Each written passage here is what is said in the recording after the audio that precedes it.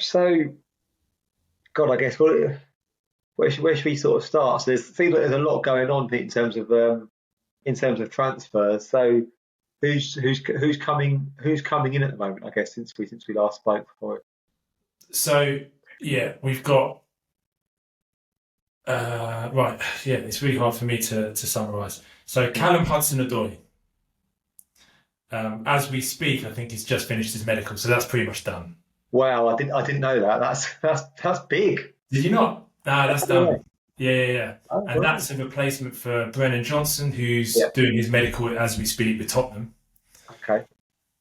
So we've got 47 million for Brennan Johnson.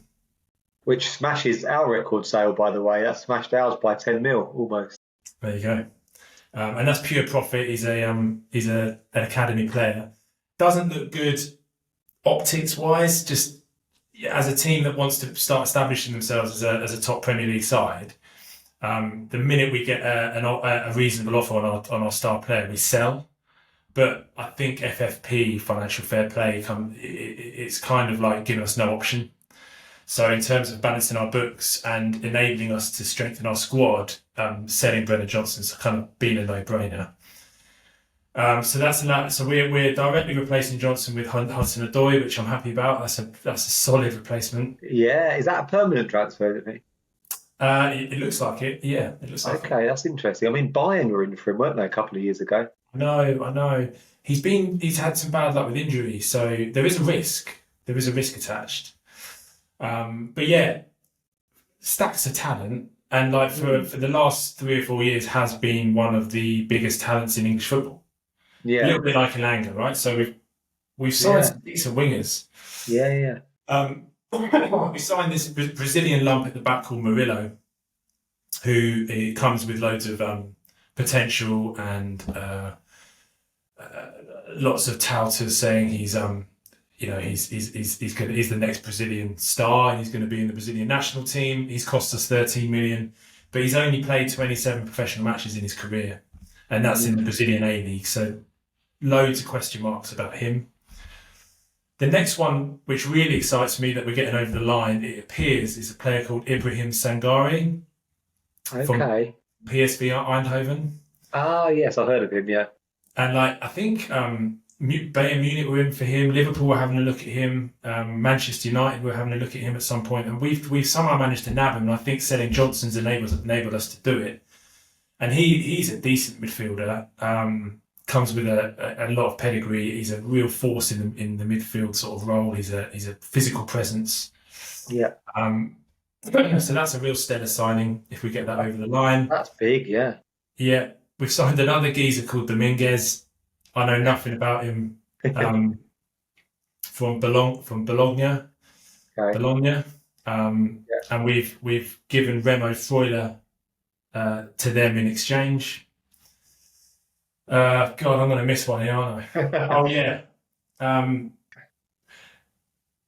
Ones that I'm not so excited about is we're weighing up Mishi Batshuayi, Okay. Okay. who's played for about every single Premier League club I'm going. sure. Yeah. Yeah. Yeah. Yeah. That is what you call the definition of a journeyman, right? I know, and just never quite achieved it. But he keeps getting himself in the Belgium national team, which just makes him seem better than what he appears to be. Having said that, he scored 22 goals last season for Fenerbahce. Yeah. So he's got something about him, and he gives us a different option up front. Yeah. Um, I read something about us maybe poking around Divock Origi as well. Okay. So Jesus Christ, man, it's like That is a lot going on, mate. I thought seems like God. I thought it was going to be a quiet-ish summer for you guys compared to last year, but it seems like well, Marinakis is doing what he can to sort of match last summer. yeah, and we've also signed another goalkeeper from. Oh God, I'm going to get this wrong. Okay, because Dean Henderson's gone to Palace, hasn't he? Yeah, Henderson's gone to Palace. That's a shame. We signed a Greek goalkeeper, Mavroparadidis or whatever his name is. I think from Benfica. Comes with a good pedigree, and he's gonna compete with Turner for number one. Um, Yeah. that's a summary. Okay. Well, by the way, Sangare signing. I mean, he is basically one of PSV's best players, I think, as well, isn't he? If not their best. So to go from like they're in the Champions League. They're also in Arsenal's group. To join Forest, I mean, it just shows that the Premier League is essentially like the European Super League, right? Yeah, I think so. I think the wages we can offer him probably double what he's on at PSV. There was talks that when obviously they beat Rangers 5-1 and qualified for the Champions League, so there was talks once they did that Sangare would just choose to stay at PSV. Mm. But I reckon money and playing in the Premier League outweighs even playing in the Champions League for PSV. Yeah.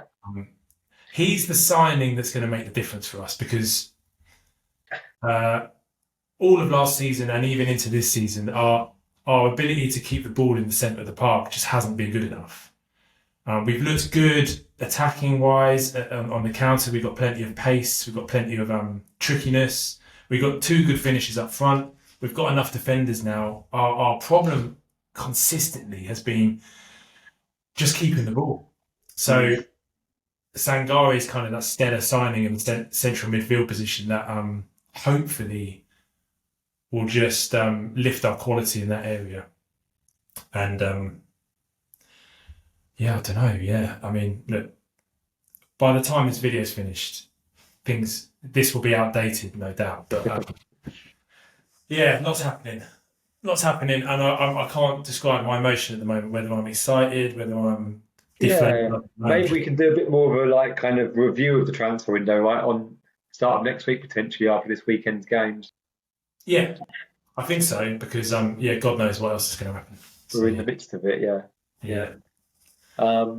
Cool. Yeah. Okay. So a lot going on Forest-wise. I mean, I guess, and of course, yeah. Do you want to touch on last week's game? I mean, it seems like quite a long time ago now, doesn't it? But that was a pretty mad game. And it's still feeling sort of regretful about sort of not being able to take something from it. I think so. Yeah, I think so. There's 2 ways to look at it. Yeah, it's a bit of a sickener to go 2-0 up and lose 3-2. But I think that the probably the sensible thing to do is always compare to last season and look at, if it was a graph, we've made improvements. Man United hammered us last season and we very nearly beat them this the last match. So we're going in the right direction. We didn't keep the ball quite well enough. We went too defensive. You see it all the time when you go ahead. It's almost like you've just scored 2 goals. Why don't you just keep playing like that? Yeah. Why don't you just keep playing like that? You instantly just sit back and just invite the other team on, which makes it and scoring 2 goals so early on means that you've got 85 minutes of just like attack versus defense. Yeah. And I think I said it last season as well. When you sit back and allow a team to do that, when you've got players like Bruno Fernandes, when you allow them time on the ball to try and unpick a defence, it's going to happen eventually. And the goals they scored, to be fair, like Bruno Fernandes' involvements were like world class. So, yeah, lots happened. Penalty was dubious. Yeah, very dubious. Rashford looked for it. They didn't even check it. Lots of chat about the disadvantages of VAR when you're playing at somewhere like Old Trafford, and the referee sort of playing to the crowd and not playing to the match and stuff. Yeah. But it does feel like a long time ago, and I'm ready to move on. Yeah, ready to move on, but you've also got kind of I guess potentially a similar-ish kind of game, right, on Saturday. Yeah, I read somewhere and heard somewhere that our away fixtures to start the season is like almost unheard of in terms of their difficulty. Yeah. Our first 7 away games this season, 6 of them are the top 6. Wow. Yeah. So it's brutal. And what would you say, right? What would you say is the harder fixture this season? Man United away or Chelsea away? It's really hard to say, isn't it? Because it's like you don't actually at this stage know how good either team are going to be. Um, I would I would probably still say United away, just because Chelsea have got a big gap to make up on United, if that makes sense from last season. So I'd still probably say United away. Chelsea, we don't really know much about because they've had one win, but it was against Luton, right? And they lost the week before. Yeah, I agree. But then when you play a team like Luton and you hammer them, it's that psychological thing, isn't it? It just gives you loads of confidence, and they're coming into this match at home versus Forest, with the advantage of coming off the back of a comfortable win, whereas we've just Yeah, thrown away a 2-goal lead. yeah. And United came off the back of a defeat, I think, didn't they, before they played you guys? Yeah, and let's not forget we lost miserably to Burnley midweek in the cup. Yeah, I did see that result, which was awful. I haven't got time to talk about it, but yeah. we set up the same way that we set up against you guys. Just low block, 5 at the back, 2 in midfield. That's quite depressing, isn't it? Against Burnley in the cup. So yeah, it hasn't. The mood hasn't been great in Forest circles this week. So to take that mood to an away fixture against Chelsea, it's pretty. It's hard going. Having said that, hopefully we can see a few new signings out there. Montiel hopefully will get a start on the right. He might not be ready, or Aurier might get the nod. If we get Sangare over the line, that makes a difference. If he's ready to start. But yeah, it's going to be tough. It's going to be tough. But we look a better outfit this season than we did last season. Chelsea are still finding their feet. They're still moulding together a team. And we always look dangerous on the counter. So absolutely we can get a result. I remember it was a game towards the end of last season when you got a draw there, right? I know Chelsea were in disarray then. I remember you got quite a high scoring draw. Was it 2-2? I think it was 1-1. Was it 1-1? Okay. Yeah. But yeah. So I mean, I wouldn't be surprised. I think I'd probably be less surprised actually if you got something this weekend than I would have been last weekend. I would say, just because it's kind of quite random with Chelsea at the moment as well. And you've got, as you say, Sangare potentially. I don't know if Hudson-Odoi will be in as well against his old club potentially. Could be another sort of Matt Turner situation.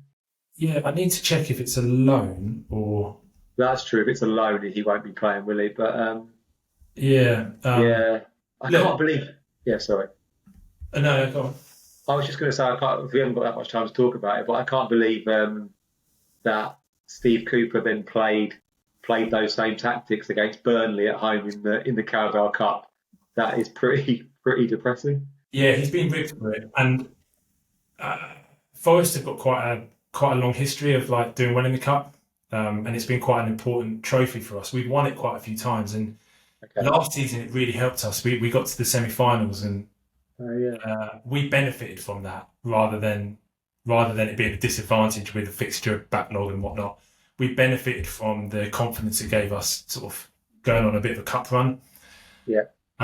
It was just a dismal performance. I think we had a few injuries. We changed a few players, but still, come on, you've set up a little bit more attackingly. Have a go. Yeah. If you have a go and lose, it's more forgivable. Yeah. If you sit back against Burnley and lose, it's kind of unforgivable. But don't know what to make of the match against Chelsea. I'm kind of approaching with an open mind, really. Performance is more important than result, I think. Good performance. It's another Saturday at 3:00 as well, Pete, so we have to presume that you won't be able to watch it, right? Absolutely not. No chance at all. No. Yeah. It'd be interesting. Do you think Sangare would go? Would he go straight in, do you think? If we get it over the line in time, and sometimes I don't know. I don't know what happens behind the scenes, but sometimes they can't play straight away, can they? It's a quick turnaround, isn't it? Yeah. Yeah. If possible, then I'd love to see him. Him. Yeah, because he's pure quality. Just really quick, whose place do you think he would take in the starting 11? Comfortably, any of them. I don't, I'd like to see Ryan Yates still in the team. I think he offers so much in terms of what he does disrupting the opposition, being a niggly player. Then it's Mangala or Danilo. And I would say at the moment he sort of takes Danilo's place. Okay. As much, as much potential that Danilo's got. I think the Premier League is kind of ruthless sometimes in the sense that sometimes you need the ready-made article playing. It's not a development league anymore. So Danilo will still get minutes, but he hasn't quite hit the ground running this season. So Mangala keeps his place if he's fit, and Sangari comes in. Haven't seen much of that Dominguez. I'll have a little look after this. He might come in as well. He's played over 100 games for Bologna, international footballer. So yeah, we'll see. We'll see. Yeah. Interesting times. A lot going on. Yeah. Head and heart predictions, Pete, for Saturday tomorrow. Okay. Right. Head is saying